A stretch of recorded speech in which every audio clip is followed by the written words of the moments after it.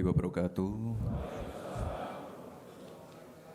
Salam sejahtera, Shalom, Om Swastiastu, Namo Buddhaya, salam kebajikan, Rahayu Rahayu. Yang saya hormati Pak Gubernur dan Pak Wakil Gubernur Lemhanas, yang saya hormati para peserta P4N dan P3N. Ini tadi saya kira luar biasa sekali dua paparan yang disajikan tadi. Banyak menyinggung masalah AI, hilirisasi, dan saya dengar ini sudah muter dan menerima pembekalan dari kurang lebih 13 instansi ya Pak Gubernur ya. Saya kira luar biasa. Tapi coba ini Pak, minta wireless mic dong Pak. Kan sudah bertemu dengan menteri-menteri, instansi-instansi terkait. Mungkin ada masukan-masukan Pak yang lebih detail, yang lebih strategis terkait ini. Mungkin ada beberapa kementerian yang roadmap-nya harus dirubah atau roadmap-nya belum begitu detail. Coba seperti apa? Ini hari ini kita diskusi aja. Monggo, silahkan. Ada mic wireless. Siap. Mari silakan. Siap. Terima kasih izin Bapak Wapres RI. Kami izin memperkenalkan diri. Saya Laksamana Pertama TNI Arif Badrudin, peserta dari P4N. Ya, silakan Pak. Siap. Kami telah menerima banyak arahan dari menteri-menteri kabinet RI dan ada satu saran yang bisa kami usulkan. Yang pertama, kami belajar tentang geopolitik di Lemhanas, Pak. Kami berharap agar kepemimpinan geopolitik Indonesia ini bisa kembali memimpin di dunia yang sekarang ini sedang terpolarisasi dengan memanfaatkan Danantara yang saat ini sudah dibentuk oleh Presiden RI dan nantinya akan menyediakan anggaran yang cukup besar di mana 20%-nya rencana dari Kepala Danantara akan diinvestasikan di luar negeri. Nah, untuk itu kami menyarankan agar investasinya ini di negara-negara non-blok dalam bentuk teknologi AI. Kebetulan kami S3-nya tentang model pelatihan AI, Pak. Iya. Siap. Sehingga kita bisa menyiapkan para generasi muda kita yang merupakan bonus demografi Indonesia, dilatih tentang AI, dilatih tentang fintech. Kemudian mereka membuka industri-industri startup di negara-negara non-blok tersebut dengan memanfaatkan QRIS kita, Pak. Siap. Kami telah melakukan, untuk taskap kami adalah model pelatihan artificial intelligence yang telah kami terapkan di beberapa instansi, terutama di Angkatan Laut, Pak. Dan hasilnya cukup menggembirakan, ada yang menjadi juara nasional, bahkan ada yang menjadi juara dunia di Singapura. Harapan kami, kepemimpinan geopolitik Indonesia ini bisa kembali diraih. Zaman dulu Presiden Soekarno tidak pakai uang bisa menjadi pemimpin non-blok. Kita sekarang memiliki Bapak Presiden dan Bapak Wakil Presiden, memiliki Danantara. Saya yakin kita akan kembali menjadi pemimpin non-blok. Demikian, terima kasih. Baik, sudah bertemu langsung dengan CEO Danantara, Bapak-Bapak semua? Belum? Siap, belum. Belum. Kapan Pak dijadwalkan ya? Dalam bulan-bulan ini, bulan depan ya mungkin. Oke. Nanti bisa disampaikan langsung ke CEO Danantara terkait itu tadi ya Pak ya? Siap, yang jelas ini apa? Silakan duduk. Terkait geopolitik, ini memang ya tantangannya saat ini adalah geopolitik yang nggak menentu, climate change, lalu perang dagang, perang tarif. Jadi ini Bapak Ibu, saya mohon doa untuk Pak Presiden yang saat ini sedang melakukan perjalanan ke luar negeri, agar beliau diberikan kesehatan dan kelancaran dalam tugas-tugasnya di luar negeri. Karena penting sekali ini, beliau menghadiri BRICS, lalu ini kalau nggak salah sedang di Brussels ya. Penting sekali. Dan yang namanya hilirisasi, itu penting sekali. Kita tidak boleh lagi mengirim barang mentah. Kita harus mengejar nilai tambah dari kegiatan-kegiatan downstreaming ini. Kalau enggak, ya kita selamanya akan diremehkan negara-negara lain. Nah, ini kebetulan ada teman-teman dari negara lain juga. Kita benar-benar fokus di situ. Fokus di AI, fokus di hilirisasi, fokus di pengembangan SDM. Di bulan ini Pak Presiden juga akan segera meluncurkan sekolah rakyat, meluncurkan koperasi merah putih. Nah, ini untuk menghadapi tantangan-tantangan ke depan. Geopolitik, Rusia, Ukraina, Israel, Palestina, Israel, Iran, perubahan iklim. Kemarin juga Jakarta, Bekasi, Tangerang, saya baru pulang dari Tangerang juga banjir. Ini harus ditindaklanjuti juga. Banjir, kekeringan ekstrim, lalu masalah perang tarif. Ini kita sedang bernegosiasi juga. Disrupsi teknologi, AI, blockchain, kripto. Nah, ini saya harap nanti Bapak Ibu semua lebih aware dengan tantangan-tantangan ini. Jadi fokus kita, fokus Pak Presiden, ini sudah jelas. Hilirisasi, swasembada energi, swasembada pangan, energi baru terbarukan. Nah, kemarin Pak Presiden baru aja meresmikan juga salah satu fasilitas besar di Karawang, pabrik baterai. Ada juga beberapa bulan lalu pabrik pemurnian logam mulia. Ini juga besar sekali. Bapak dan Ibu yang saya hormati,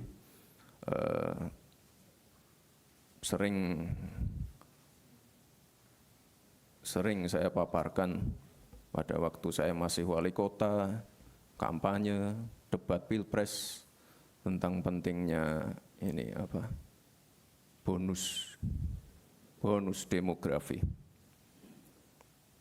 Jadi kesempatan seperti ini tuh hanya datang sekali. Jadi kita harus benar-benar hati-hati, menyiapkan SDM terbaik. Itulah tadi kenapa Pak Presiden menyiapkan sekolah rakyat. Selain sekolah rakyat, ada juga sekolah Garuda, sekolah unggulan. Ini beliau benar-benar menyiapkan SDM kita. Kalau di negara-negara lain ada krisis populasi, ada fenomena aging population seperti Jepang, Korsel, ya kita harus bersyukur. Ini kita sedang mendapatkan bonus demografi. Jadi kita mengubah future challenge menjadi future opportunity. Tapi kita harus hati-hati sekali. Swasembada energi. Bapak Presiden di setiap kesempatan, di ratas, di sidang kabinet, beliau selalu menyampaikan kemandirian pangan dan energi itu penting, di mana ini adalah masalah kedaulatan kita sebagai bangsa.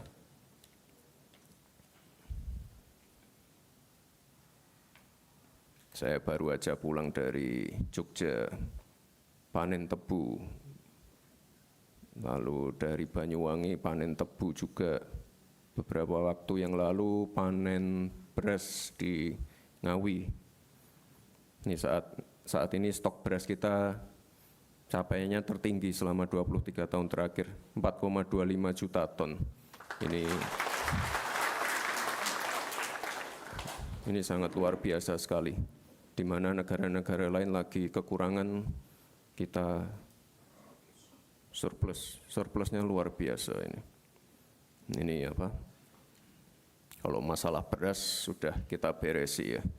Masalah air, masalah pupuk, masalah mafia berasnya. Ini kita ada 145 regulasi yang dipangkas terkait distribusi pupuk. Nah ini nanti saya titip Pak Gubernur, Pak Wakil Gubernur, ini terkait, ya bukan hanya di pertanian saja mungkin nanti kalau bertemu dengan lembaga-lembaga instansi lain, ini saya mohon yang namanya aturan-aturan yang berbelit-belit, aturan yang tumpang tindih, nah ini para peserta pendidikan ini harus bisa memberikan masukan-masukan. Kita pengen yang cepat-cepat aja. 145 regulasi dipangkas. Ada 53 bendungan baru dibangun. Ini untuk mengairi lahan-lahan pertanian. Ada 366.000 kilometer jalan produksi di desa-desa telah dibangun juga. Telah dialokasikan juga anggaran pembangunan dan perbaikan irigasi untuk mengairi 2 juta hektar lahan pertanian. Nah ini penting juga ini yang terakhir. R&D di beberapa tempat ini sudah memanfaatkan drone untuk penyiraman pupuk, pestisida, dan juga AI untuk mengecek pH tanah. Ini penting sekali. Dan juga nanti saya mohon Bapak Ibu semua untuk selalu melibatkan anak-anak muda. Soalnya di sektor pertanian ini mulai berkurang anak-anak mudanya. Padahal sebenarnya kalau kita lihat itu kesempatannya banyak sekali anak-anak muda, terutama anak-anak muda yang aware dengan teknologi AI dan lain-lainnya. Anak-anak muda yang benar-benar pengen fokus ke R&D. Ini ada yang dari Sumatera Utara mungkin? Sumatera Utara ya Pak. Saya kapan hari itu ke Hubang Hasudutan, Humbahas. Di sana ada pusat research dan di sana kita menemukan yang namanya kemenyan. Saya pernah bicara itu masalah hilirisasi kemenyan. Banyak yang ketawa. Kemenyan buat dukun ini. Salah. Kemenyan itu sama berharganya dengan nikel. Tapi dari dulu, ya sekali lagi kita dari dulu jualnya jual mentah. Ibu-ibu yang pakai parfum LV, Gucci dan lain-lain, itu dari kemenyan. Kita jualnya mentah terus, makanya kita dorong anak-anak muda untuk riset. Kita sediakan tempat yang baik untuk riset, alat-alat terkini. Hilirisasi, bukan hanya hilirisasi nikel dan lain-lain. Ada yang namanya hilirisasi kemenyan dan masih banyak lagi yang saya temukan di sana. Insya Allah tahun ini pusat riset itu akan diresmikan oleh Pak Presiden. SDM sekali lagi.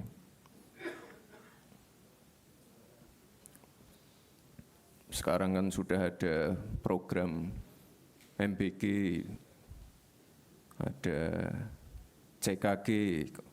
Kemarin kalau saya cek terakhir untuk cek pengecekan kesehatan gratis itu sudah ada sekitar 10-an juta orang yang memanfaatkan program ini. Penting sekali untuk deteksi dini. Jadi di usia dini sudah teridentifikasi penyakitnya apa, jadi pengobatannya lebih awal sehingga nanti angka harapan hidup bisa lebih tinggi. Sekolah Garuda, sekolah rakyat, dan juga program-program seperti KIS, KIP ini tetap akan dilanjutkan. Minggu ini program-program seperti BSU untuk warga yang gajinya di bawah UMR ini juga akan segera disalurkan. Lalu di sekolah-sekolah SD, SMP, SMA nanti ada kurikulum pelajaran pilihan, pelajaran coding dan AI di sekolah-sekolah. Ini penting sekali.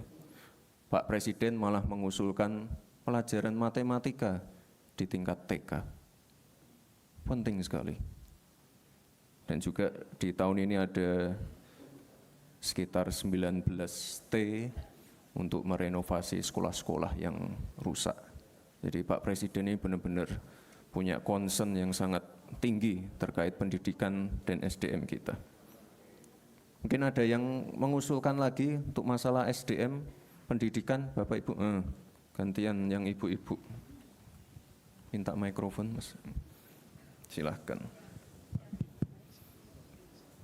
Baik, terima kasih Bapak Wakil Presiden yang kami banggakan. Saya Kartini, perwakilan dari Majelis Ulama Indonesia. Saat ini kita melihat bahwa pendidikan ini sangat penting dan memang kami berharap hilirisasi ini juga mulai dari sekolah-sekolah yang ada di Indonesia. Selama ini apapun hasil dari research, kemudian hasil penelitian-penelitian itu tidak ada kontribusi yang melekat dengan dunia usaha gitu. Jadi misalnya penelitian-penelitian saat ini tidak langsung bisa menghasilkan sesuatu yang bisa dilakukan, yang bisa berguna untuk bangsa ini karena hanya berupa kertas atau paper. Dana-dana untuk penelitian, dana-dana untuk melakukan research itu sangat kecil sekali gitu. Nah, berharap hilirisasi ini juga, ini kaitannya juga dengan dunia pendidikan.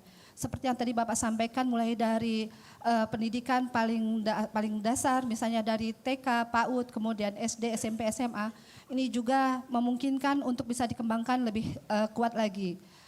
Saya beberapa kali kunjungan ke luar negeri mewakili dari Indonesia kaitannya dengan pendidikan yang ada saat ini. Kami berharap memang dilibatkan dengan program hilirisasi ini. Sekaligus ke depan itu hilirisasi ini juga melibatkan dari kementerian yang ada, dari Kemendikdasmen, Kemendristekdikti dan Kementerian Agama yang di sana juga ada ribuan sekolah-sekolah kita.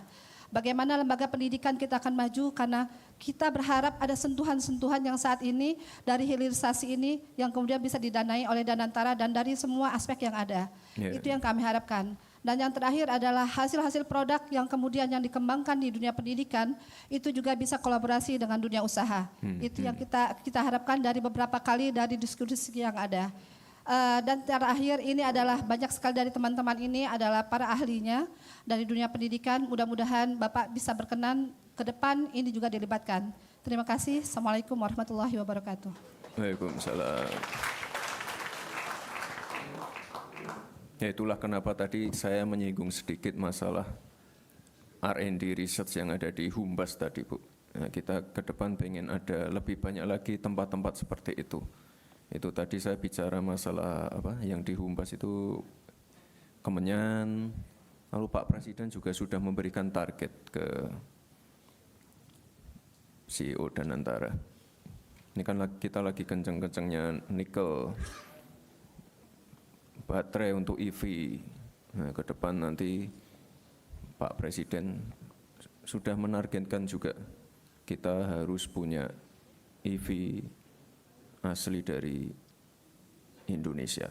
Jadi kalau sekarang saya dan Pak Presiden pakainya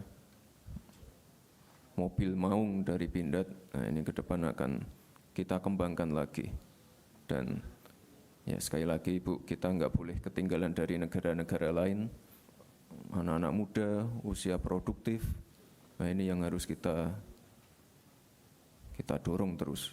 R&D penting, tapi R&D yang harus di follow up dan bisa memberikan multiplier effect yang baik ke masyarakat. R&D, ketemu formulasinya, produk unggulannya apa, ini yang harus dikejar terus. Jadi tidak bisa berhenti di R&D-nya saja, tapi harus benar-benar jadi produk unggulan kita. Sekali lagi Bapak Ibu, saya mohon dukungannya untuk ini apa program hilirisasi ini banyak sekali. Kalau kita bicara masalah yang ada di laut, hilirisasi, rumput laut banyak, produk turunannya banyak. Tapi sekali lagi kita dari dulu tuh ngirimnya barang mentah. Ikan-ikan kita, harusnya kita dari dulu bikin cold storage, bikin industri pabrik pengalengan. Ini yang kita kejar sekarang. Baik Bapak Ibu yang saya hormati,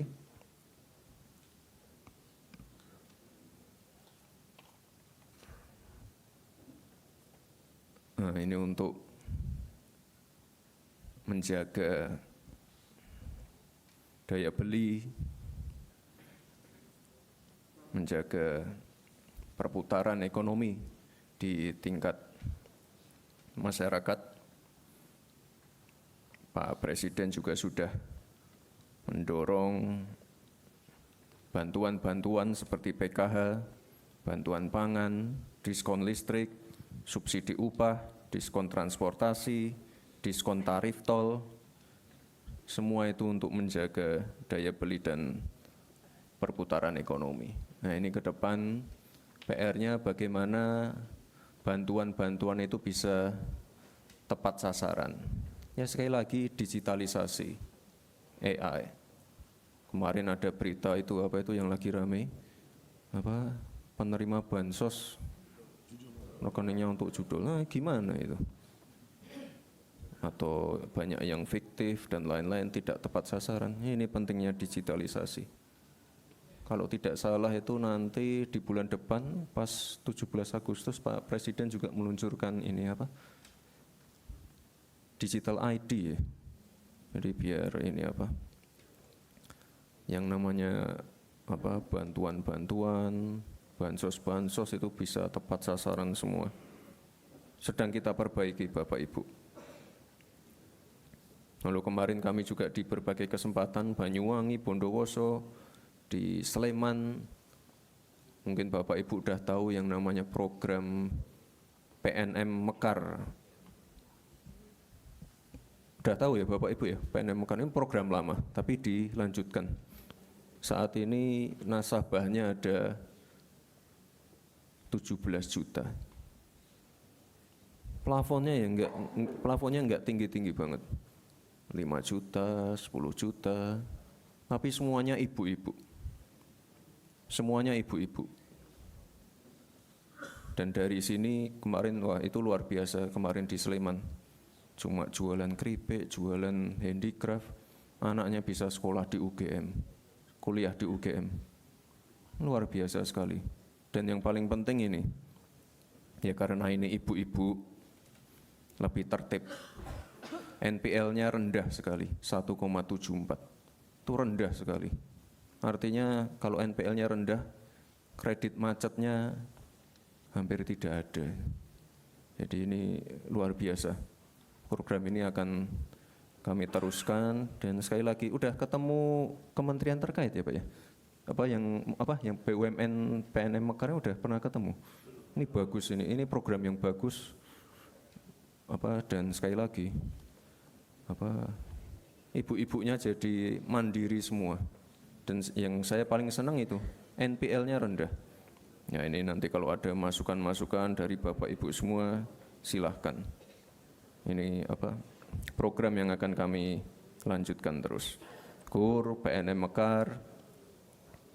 Lalu di tanggal 19 atau 20 besok Pak Presiden setelah pulang dari luar negeri akan meluncurkan koperasi merah putih.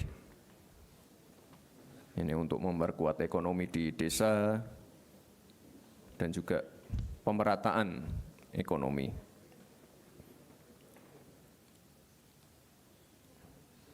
Bapak Ibu, ini sebagai penutup, ya saya pesan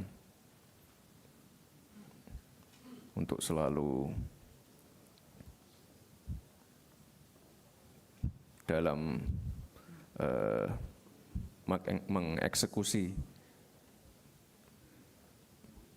berbagai kebijakan itu Bapak Ibu harus adaptif, kolaboratif. Tadi sempat disinggung masalah ego sektoral, ya sering saya alami dari zaman wali kota. Dan tadi kuncinya yaitu kolaborasi dengan Forkopimda. waktu itu dengan Danrem, dengan Dandim, Kapolres, Bupati, Wali Kota sekitar Solo, penting sekali. Sekarang misalnya swasembada pangan, itu jangan salah loh Bapak Ibu, itu melibatkan TNI Polri loh. Kemarin kita panen tebu itu yang membackup Pak Panglima. Ada juga panen jagung itu yang membackup Pak Kapolri. Ini semuanya berkolaborasi. Dan yang paling penting Bapak Ibu, selalu turun ke lapangan. Ini turun ke lapangan itu bukan pencitraan atau mencari exposure, tidak. Dialog langsung dengan warga, dialog langsung dengan pelaku UMKM, dialog langsung dengan petani, itu penting sekali. Dialog dengan misalnya warga sekitar tambang, lokasi tambang, penting sekali. Saya pernah ke suatu lokasi, ya, tidak perlu saya sebut lokasinya. Warganya mengeluh masalah tambang, masalah hauling. Itu kalau tidak didengar, tidak kita ajak diskusi, permasalahannya tidak akan selesai. Itulah pentingnya turun ke lapangan.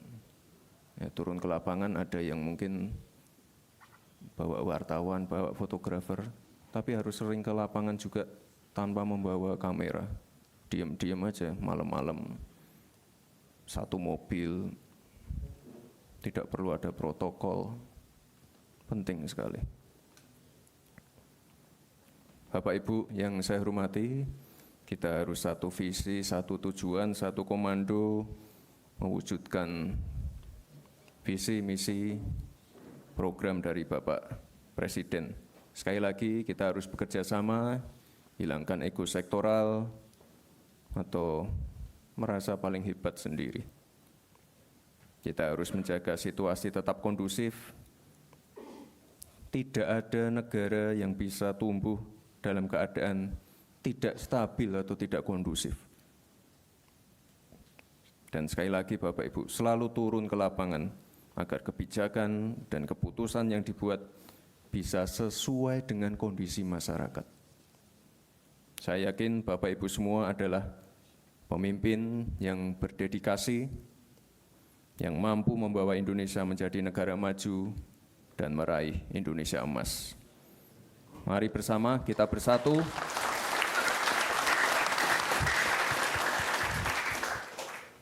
Mari bersama kita bersatu membangun bangsa yang kita cintai ini. Terima kasih. Wassalamualaikum warahmatullahi wabarakatuh.